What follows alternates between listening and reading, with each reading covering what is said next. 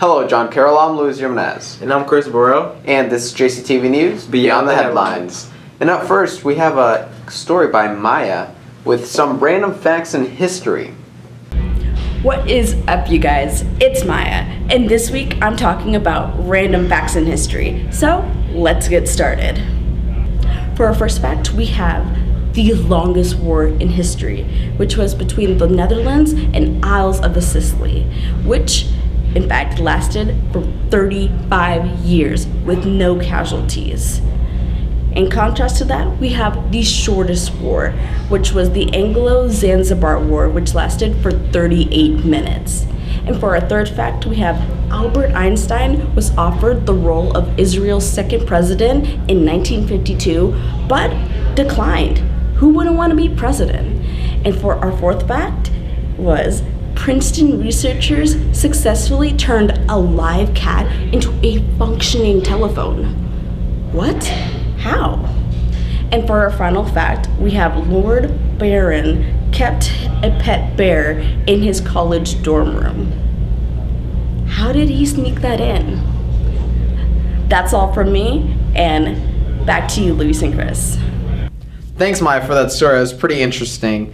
And for this week, I'm doing the weather. And today we have a little bit of rain, and then tomorrow up until Tuesday when we come back from Easter break, we're going to be pretty cloudy. And then on Wednesday, it's going to be back to Sunday for the senior retreat. And the temperatures are going to be pretty decent, not too cold, not too hot. Probably going to get into the lower 80s. And that's it for weather this week. Up next, we have Joe King with Cavalier Sports. Thanks, Louise. And this week in sports, I want to say good job to the girls softball team in your game against McAdory this Tuesday, as well as the boys baseball team in their game against Hueytown this Tuesday. Good luck to both teams as they play Thursday, the girls against Bessemer City and the guys against Hueytown again.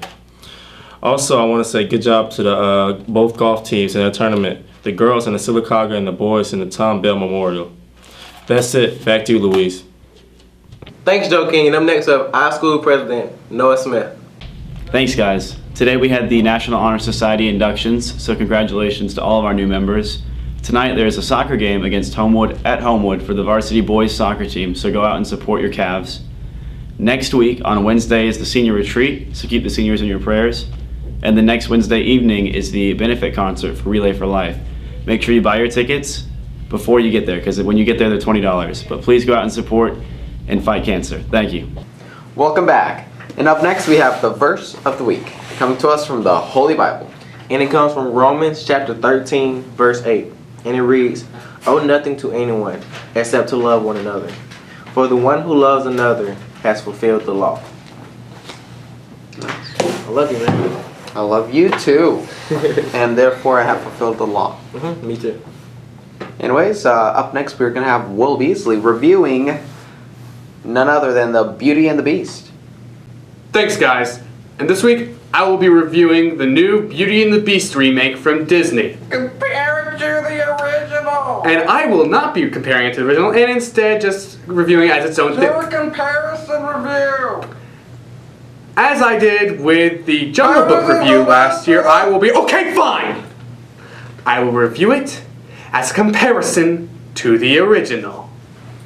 The first thing I should compare is, well, the first thing that happens in both of the movies, the music.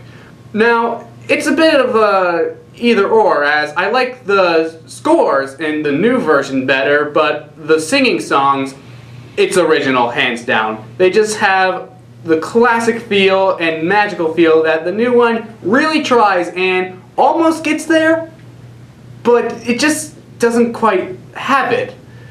But something that the new version does have over the old is characters, as characters such as Gaston was greatly improved in my opinion, and then LeFou, whereas he was just a bumbling idiot in the original, he still is a bit of an idiot here, but he's actually pretty crafty and has a character arc he goes throughout the film. However, one character that was not done better in the new one, and I actually think they kind of took away from his character, was unfortunately one of our main characters, the Beast.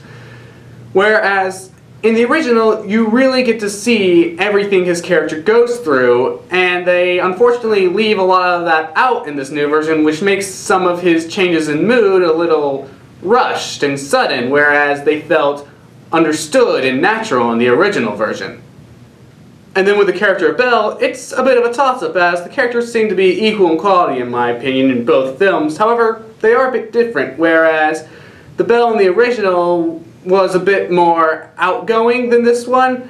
However, the one in this movie shows a bit of a feminist side to herself and really does stand up for what she believes in just a bit more than the Belle from the original. With the servants, I think they were a bit stronger in the original, but they work well here in this new film too, as we get to see new sides of them and new backstories with Clocksworth, Mrs. Potts, and Obi-Wan Kenobi. Oh, come on, he's played by Ewan McGregor, like I wasn't gonna make that joke. The visual effects in this movie are very well, and I think on par with the Academy Award-winning visual effects from last year's The Jungle Book, as they really do seem like enchanted things that are happening in the castle and not just CGI. Overall, I'm going to give this movie an 8.9 out of 10. Back to you, Luis and Chris. Thanks, Will. I'll probably have to check out not only the new version, but the old version as well, because I haven't watched either one. I've seen the new one. You have? Was it good? It was really good. Alrighty then. I guess I will have to watch it. Anyways, up next we have Morgan with a very interesting What's Trending story on the U.S. Justice Department reopening the Emmett Till case.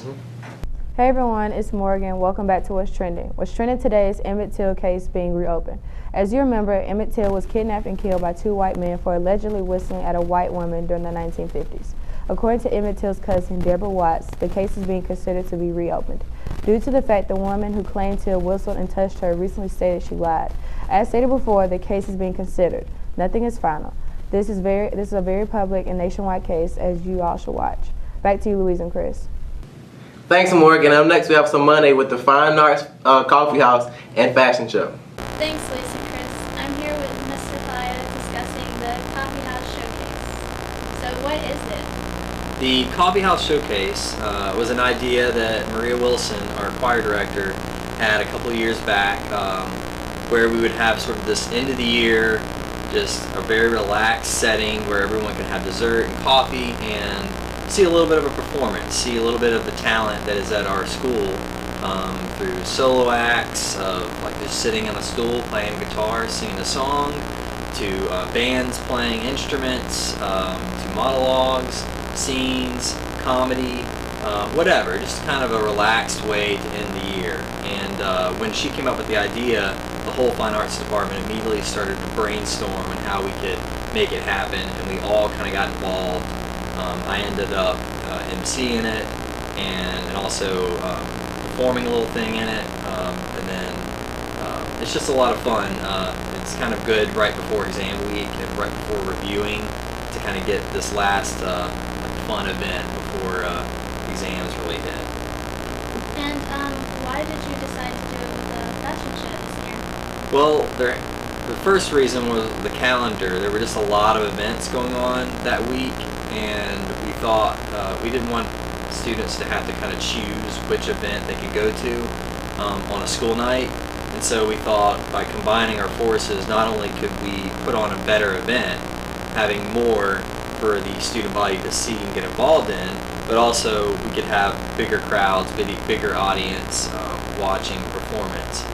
Plus we wanted to be able to support the fashion club, and they wanted to be able to support us, and what better way to do that than to do the show. And it just makes sense because there's a lot of time when performers are getting set for something, there's some dead time, and during that dead time there can be a fashion show performance or something like that, and then vice versa. We can be getting ready while they're doing the runway thing. So it really is going to kind of help the whole performance kind of speed up and be more efficient as we go through it. And it's just an all-around, just adds to the fun of it. Yes. And so when will it be?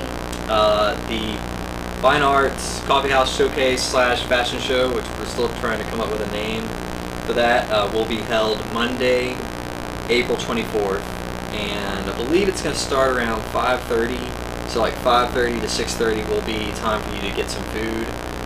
Not sure yet, but we're hoping to have food trucks there.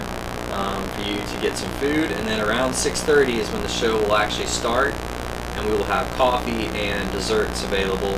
And this whole event is in support of not only the Fine Arts Department but also the Fashion Club. All proceeds will go to supporting both clubs. And who's invited to this event? Everyone.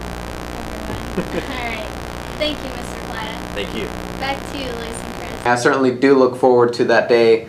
When is it? April 24th again? And it's going to be the Coffee House and Fashion Show. It's really nice that they turned these two events into one. Yeah. I'm pretty sure it's going to be really interesting. Anyways, this has been JCTV News Beyond the Headlines. Signing out.